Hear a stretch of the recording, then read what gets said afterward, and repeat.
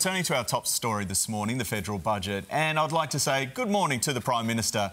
Well, the Treasurer has essentially promised that we can have our cake and eat it too, so to speak. You're treading a tightrope at the moment, aren't you? Cost of living measures, trying to get more into the back pockets of Aussies, but also try not to make inflation worse. Has it worked?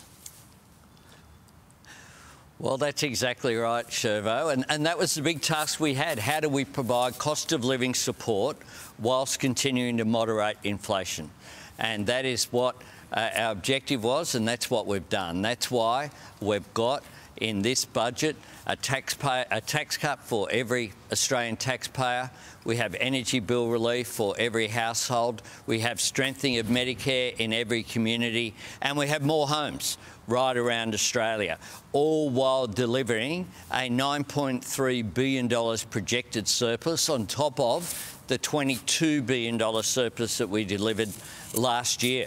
So we have been concentrating on that moderation of inflation, but we know people are under pressure, which is why we put in place both broad measures but also some targeted measures as well, such as the second consecutive increase in rent assistance, 10%, following the 15% increase we had in last year's budget.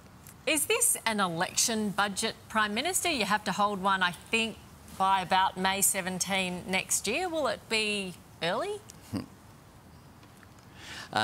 Look, we're focused on the economy and getting the settings right. We know that people have been under cost of living pressure, and we wanted to provide that support to every one of your viewers. That's why we made the tough decision that we did, but it was the right decision to change the tax cuts so they delivered to every single one of your viewers. That's why we have energy price relief for every one of the households watching this program.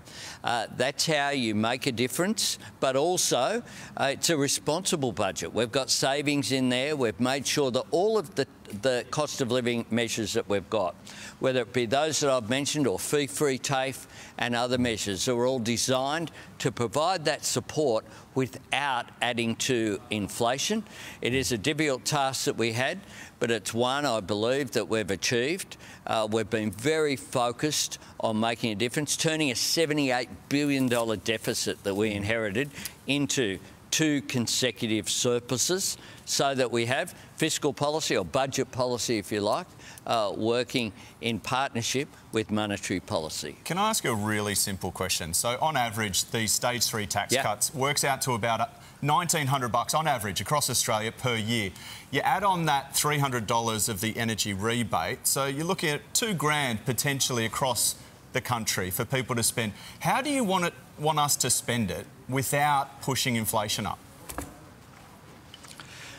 Well, the good news is that governments don't tell you how to spend all of your dollars, but we know that what people overwhelmingly will spend money on, which is why we changed it so that we lowered the first rate from 19 cents down to 16 cents. If you're earning under $45,000 a year, you know what? You'll spend it at the supermarket.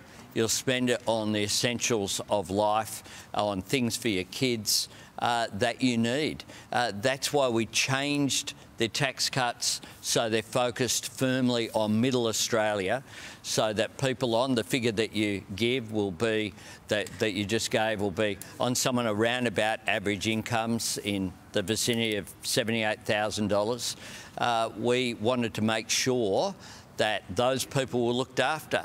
They frankly were forgotten under the old tax cut scheme. If you were earning under $45,000, you would have got nothing. And the big beneficiaries would have been people at the higher end, such as my income.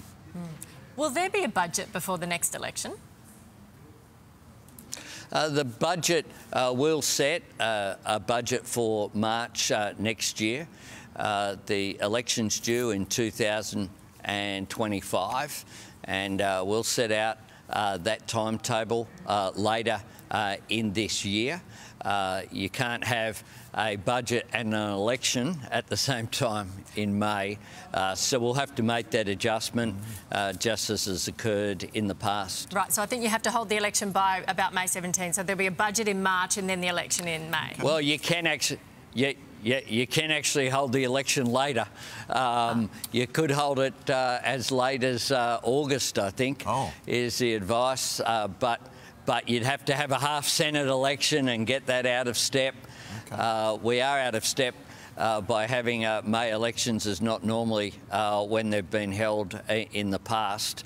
I'd like to see 4-year fixed terms. I've made that very clear, but that's not possible. Unfortunately, that's what all the states and territories have done here in the Commonwealth. We've tried to do it a couple of times, but we know it's difficult to make that change. Well, you're pushing it out potentially to August. You've got some advice, which also means... No, I'm just saying that's when you've got to have it. OK, well, it also means that potentially... I'm not saying we'll do that. OK.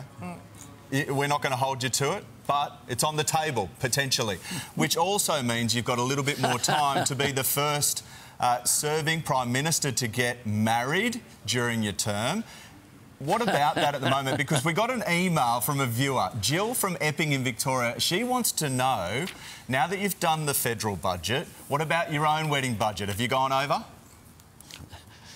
Well, I've been very much focused on the budget, and it's hard to set a date when you're sitting in expenditure review committees, going through line-by-line items, making sure that we deliver a budget for all Australians. That's been my immediate focus. But we will sit down, we'll sort out a date. We'll probably sort it out between me and Jodie rather than with you, Shervo. But who knows?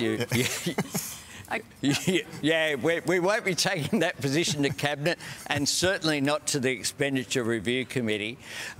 But we'll be dealing. It might be after August next year. Is that what you're saying?